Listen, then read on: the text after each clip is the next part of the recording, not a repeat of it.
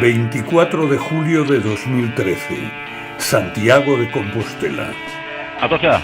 Está volcado, no puede salir de cabina. Vale, perfecto, magrista. Y tenía que pasar 80 y pasé a 190, una cosa así. Pero eso ya se lo tenía dicho al de seguridad, que eso era muy peligroso. 2 años y medio antes.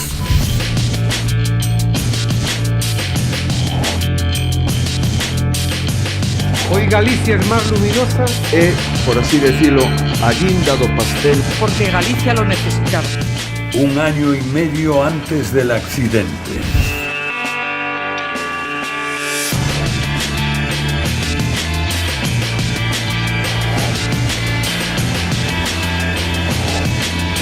...13 meses antes del accidente.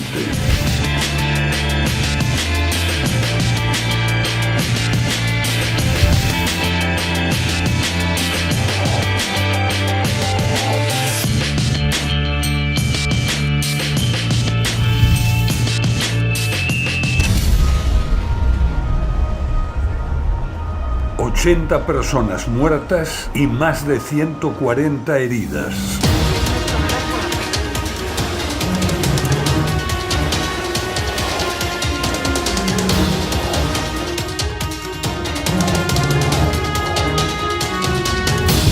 José Blanco, Ana Pastor,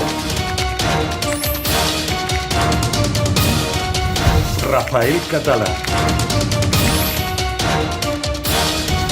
Julio Gómez Pomar, Manuel Niño, Carlos Díez Arroyo, Andrés Cortavitarte, Antonio Lanchares.